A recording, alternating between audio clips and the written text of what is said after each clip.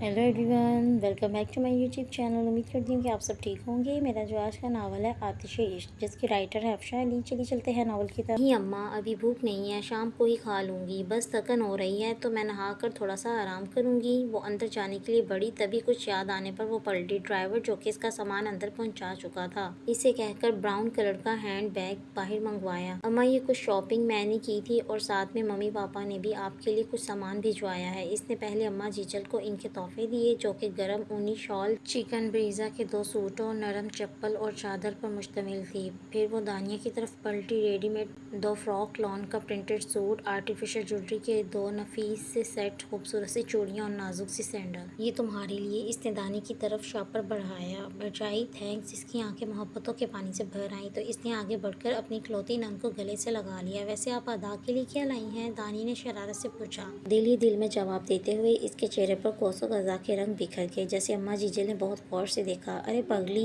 ये खुद जो आ गई है, इससे बढ़कर क्या होगा? अम्मा जीजल ने सूफी के दिल की बात को अपने अल्फाजों में कहा तो वो भी मुस्कुराते हुए अपने रूम की जानिब बढ़ गईं। रूम में सब कुछ वैसा ही था, मगर साफ सुथरा, और ड्रेसिंग टेबल पर इसकी चूड़ियाँ तरतीब से बॉक्स में रखी गई थी। लगता है मुझे मिस करते हुए मेरी चीज़ों से दिल बहलाया है, सूफी ने सोचा। वो अपना सूटकेस खोले, अपने कपड़े वगैरह रखने लगी थी, तभी इसकी नज़र सीडी प्लेयर पर पड़ी तो इसने आगे बढ़कर प्ले का बटन पुश कर दिया।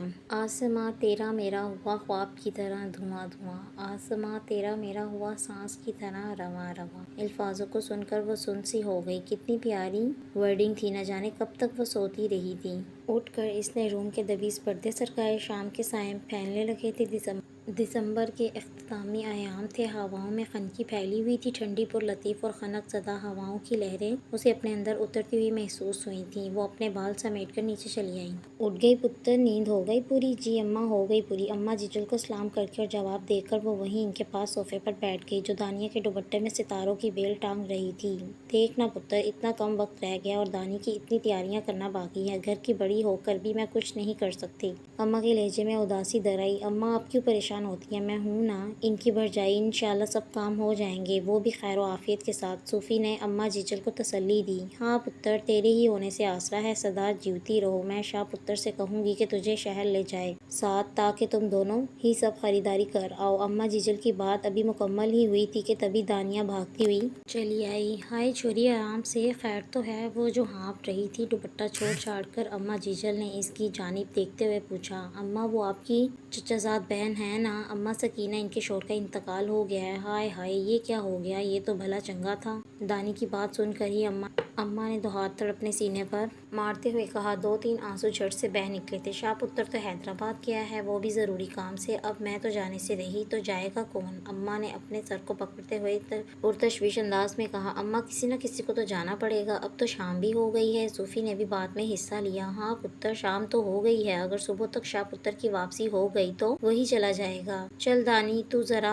अम्मा सकीना के यहाँ फ़ोन तो लगा दे, मैं फ़ोन पर बात कर लूँ। डिनर और सारे काम वगैरह से फारिग होकर वो बहुत देर तक अम्मा की दिलजोई करती रही और साथ में दानी से गपशप की। गुलफिशा आपी की कॉल आई तो वो भी रूम में चली आई। वहाँ तो आधी रात हो चुकी थी। कॉल डिस्कनेक्ट होने की काफ़ी देर बाद भी वो रुमैसल की शरारतों पर हंसती रही। काश इस घर में भी यूं ही कोई शरारती सा बच्चा होता। यकलख्त इसके दिल में ख्वाहिश उभरी। कुदरत में शायद इसी इंतजार में थी कि कब इसके दिल में इस मासूम ख्वाहिश का बीज नमू पाए और वो अपने बेकरार खजाने से वो अनमोल मोती उसे बख्शे, जिसे पाकर औरत की तकमील हो जाती है। रात अपने अंदर हजारों भेद छुपाए धीरे धीरे आगे बढ़ रही थी। वक्फे वक्फे से उभरने वाली चौकीदार और साथ ही पहरा देते कुत्तों की आवाज़ के अलावा अंदर बाहर खामोशी का राज था। मौसम बदल जाने के बावजूद फिजा में खनकी का राज था। शाम होते चलने वाली ठंडी हवा खुशगवारी के एहसास के साथ ही जाने वाले दिसंबर और आने वाली जनवरी और साल नू की पियामबर थी। सुबह बड़ी ओस भरी थी, हर शय गीली गीली सी थी। नमाज पढ़ने और अम्मा जीजल को सलाम करके वो बाहर लॉन में आई। हवा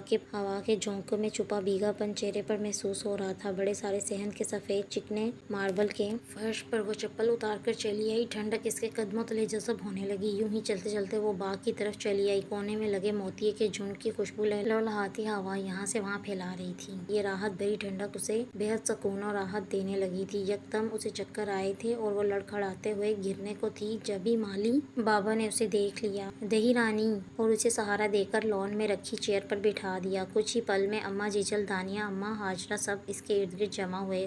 زوفی نیم بے ہوشی کی اسی کیفیت میں تھی، اس کا سر بری طرح سے چکرا رہا تھا، ہر چیز اسے گھومتی ہوئی محسوس ہو رہی تھی۔ پڑوس میں جو ڈاکٹریانی ہے اسے بلا لاؤ جلدی، اماں جیجل نے ہدایت دی اور ساتھ ہی زوفی کے ہاتھ پاؤں سے ہلانے لگی۔ تھوڑی دیر میں ڈاکٹر خورشید آ گئی تھی۔ اگلے کچھ منٹوں بعد ہی آنے والی خوشخبری نے حویلی کو اپنی لپیٹ میں لے لیا تھا۔ حویلی کے مکینوں سے لے کر نوکر تک سب بہت خوش تھے، اب وہ مکمل ہوش میں تھی۔ شرمائی سی اماں جیجل تو اس کی بلائیں لیتے نہ تھکتی تھی، صدقے بھی دیے جا رہے تھے۔ بھرجائی آپ نے مجھے بوا بنا دیا، اب یہ خبر جلدی سے ادا کو سناتی ہوں۔ دانیہ خوشی سے اچھلی پڑی تھی، خوشی سنبھالے نہ سنبھلی تھی، تبھی وہ نمبر ڈائل کرنے لگی۔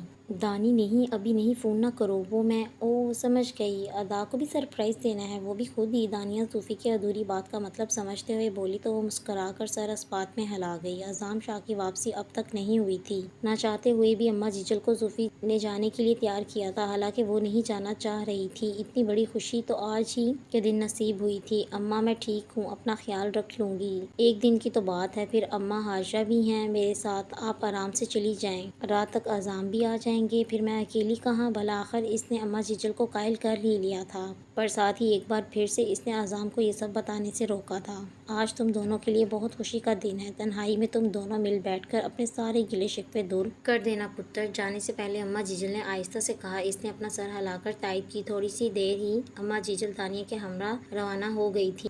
وہ جب گھر میں داخل ہوا تو رات گہری ہو چکی تھی۔ وہ اپنی اجرک اتار کر وہیں لاؤنج میں رکھے صوفے پر بیٹھ گیا۔ اف، کتنا سناٹا ہے حویلی میں، اس نے ارد گرد پھیلے سناٹے کو دیکھتے ہوئے سوچا، تبھی اس کا سیل پیپ کرنے لگا۔ جی وکیل صاحب، اچھا چلیے ٹھیک ہے، آپ جلدی سے ساری کارروائی مکمل کر لیں، میرے پاس وقت نہیں ہے، جلد از جلد کاغذات بنوا کر آپ میرے گھر بھجوا دیں۔ مخالف کی بات سن کر اس نے جواب دیا اور کال کٹ کر دی۔ اس بات سے بے خبر اوپر سیڑھیوں پر کھڑے نفوس نے اس کی بات سن لی تھی۔ کاغذات لفظ پر اس کا ذہن سن ہو چکا تھا۔ وہ اپنے وجود کو گھسیٹتے ہوئے روم میں آئی اور کھڑکی کی جانب چلی آئی، اپنے آنسوؤں کے گھونٹ پینے اور انہیں بہنے سے روکنے کی ناکام سی کوشش کرنے لگی، مگر لاکھ کوشش کے باوجود وہ خود کو نہ روک پائی۔ اگلے پل وہ زاروں قطار رونے لگی، کب سے رکے ہوئے آنسو اب بہنے لگے تھے۔ اماں حاجرہ کو کھانے سے منع کر کے وہ اوپر کی سیڑھیاں چڑھنے لگا، جبھی اسے اپنے روم سے کسی نسوانی سسکیوں کی آواز سنائی دی۔ وہ چونکا، اس کے روم میں کون ہو سکتا ہے؟ زوفی یہاں تھی نہیں، دانیہ بھی اماں جیجل کے ساتھ گئی بھی تھی، کسی نوکر کا بھی اس کے روم میں آنے سے واسطہ نہ تھا۔ تو پھر وہ سنبھلتا ہوا آگے بڑھا اور اپنے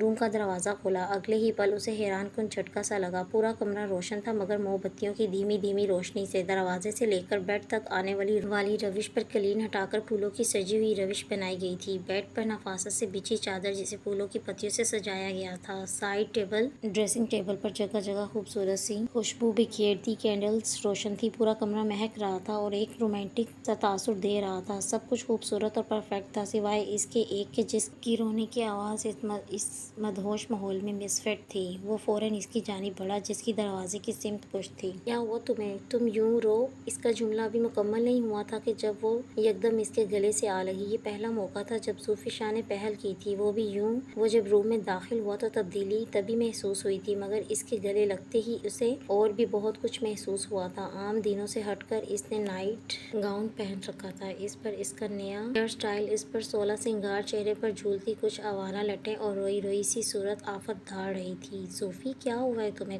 کیوں رو رہی ہو؟ وہ اس کے گلے لگ کر ابھی تک روئی جا رہی تھی۔ پلیز مجھے مت چھوڑیں، مجھے گھر سے مت نکالیں، میں آپ کو چھوڑ کر نہیں جانا چاہتی۔ آپ جو بھی کہیں گے میں مانوں گی، آپ مجھے وہ کاغذات نہ دیں، میں آپ کے بغیر نہیں رہ سکتی۔ ہچکیوں کے بیچ زوفی کے بے ربط سے جملے اسے بہت کچھ سمجھا گئے تھے۔ اس کے چہرے پر مسکراہٹ در آئی، وہ باہوں میں تھامے اسے بیڈ تک لایا اور پانی سے بھرا گلاس اس کے لبوں سے لگایا اور خود گھٹنوں کے بل اس کے قریب بیٹھ گیا۔ اب بتاؤ کیا بات ہے؟ پانی پی کر وہ قدرے سنبھل چکی تھی، روئی روئی سی سرخ پڑی آنکھوں میں بہت کچھ تھا، الجھن، شکایت، پریشانی، اداسی، ڈر، مایوسی۔ آپ مجھے کیوں چھوڑنا چاہتے ہیں؟ میں آپ سے اعظم نے اس کے ہونٹوں پر انگلی رکھ دی۔ میں تمہیں چھوڑنا نہیں چاہتا، بلکہ میں تو خود بھی تمہارے بغیر رہنا نہیں چاہتا، بس اعتراف تھوڑی دیر سے کر رہا ہوں کہ جانا، آئی لو یو۔ دونوں ہاتھوں میں زوفی کا ہاتھ تھامے اس نے جھکے سر سے اعتراف کیا۔ تو پھر وہ کاغذات؟ زوفی نے حیرت سے اس کی جانب دیکھا۔ وہ کاغذات تو میری نئی زمین کے تھے، جو حال ہی میں نے خریدی تھی، لیکن مجھے کیا پتا ہے کہ ہماری بیگم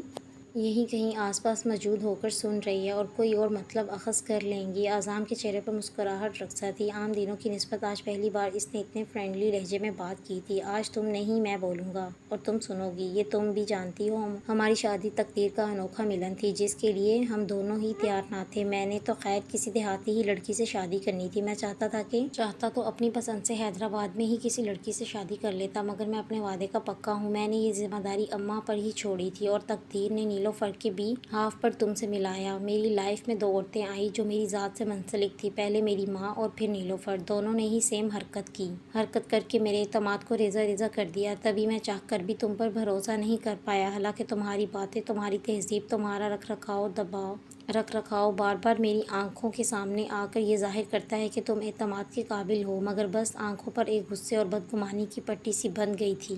اور اب جب تم سے دور رہ کر یہ بدگمانی کی پٹی محبتوں کے ہاتھوں کھلی ہے تو اب سب منظر صاف ہے۔ اب تم چاہو بھی تو بھی میں تمہیں خود سے اور اپنی ذات سے الگ نہیں کر سکتا۔ اعظم نے اس کے دونوں ہاتھوں کو اپنے لبوں سے لگاتے ہوئے اپنے دل کا راز بیان کیا۔ ہاں، اب چاہ کر بھی آپ الگ کرنے کا سوچ ہی نہیں سکتے، کیونکہ صوفی کہتے کہتے رک گئی۔ یکدم اسے ڈھیروں ڈھیر شرم نے آ گھیرا، جبکہ اعظم مبہوت سا اسے تکے گیا جو شرم و حیا کا پیکر بنی گلنار ہو رہی تھی۔ تبھی صوفی نے سائڈ ٹیبل پر بک کے اس کی جانب بڑھایا جس پر ایک کارڈ بھی چسپا تھا۔ یہ کیا ہے اور کس لیے؟ اس نے چونکتے ہوئے پوچھا۔ خود ہی دیکھ لیجیے مسٹر اعظم شاہ، وہ کہہ کر اپنی انگلیاں مروڑنے لگی۔ کارڈ پر کنگریچولیشن فادر نمایاں تھا۔ پہلے پہل وہ اس عبارت کا مطلب نہیں سمجھ پایا، پھر صوفی شاہ کی جانب دیکھا جو اس کی نظریں اپنی طرف متوجہ پا کر خود بخود شرما گئی۔ رخساروں پر عجب سی سرخی بکھری ہوئی تھی، بلا شبہ آج وہ بلا کی حسین لگ رہی تھی۔ اس کا شرمیلا انداز اسے کچھ جتا گیا۔ تو کیا میرا مطلب تم مجھے گفٹ اف ہم ممی پاپا بننے والے ہیں؟ مارے خوشی کے وہ پاگل سا ہونے لگا اور اس سے پوچھنے لگا۔ صوفی نے ہولے سے اپنا سر ہلایا۔ او مائی گاڈ! اس نے اپنی باہوں میں بھر لیا، پیشانی پر، گالوں پر، آنکھوں پر، ہاتھوں پر اعظم کے ہونٹوں کا لمس پھیلنے لگا۔ آج میں بتا نہیں سکتا کتنا خوش ہوں، دنیا کی سب سے بڑی خوشی سال نو کے تحفے کے طور پر تم مجھے دینے جا رہی ہے، اسے خود میں بینچتے ہوئے کہا۔ صوفی نے اسے آج سے پہلے اتنا خوش کبھی نہیں دیکھا تھا۔ اتنی بڑی امید اسے کہاں تھی۔ اچھا بتائیں، آپ کو بیوی چاہیے یا بابا؟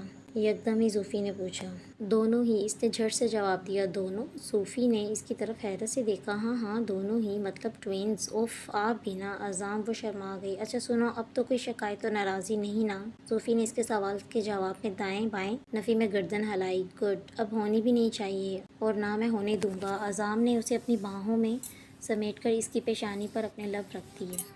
آج سے ہم ایک نئی زندگی کی شروعات کریں گے۔ اس آنے والے نئے سال کی طرح ہمارا بچہ ہماری محبتوں اور شفقتوں کے سائے تلے اس طرح پروان چڑھے گا کہ اس کا ہر رنگ بہار کے اولین دنوں میں کھلتے پھولوں کی طرح گہرا اور شوخ ہوگا۔ بارش کے قطروں کی طرح اس کا من شفاف آئینہ ہوگا جس میں ہمارا عکس نمایاں ہوگا۔ اعظم نے اس پر پیار کی بارش برسا دی جس میں اس کا تن من بھیگنے لگا۔ رات کے اس آخری پہر جب نئے سال کا آغاز ہو چکا تھا اور خالق کائنات آسمان سے زمین تک نور کی لکیر کھینچ رہا تھا، کھڑکی کے راستے اوس میں بھیگی رات اور ٹھنڈی مہکتی ہوائیں ان کے آنگن میں کھلنے والے نئے پھول کی نوید سنا رہی تھیں۔ ناول آتش عشق کی آخری قسط تھی آج۔ اب ہم ملیں گے نئے ناول کے ساتھ، تب تک کے لیے اللہ حافظ، اپنا خیال رکھیے گا۔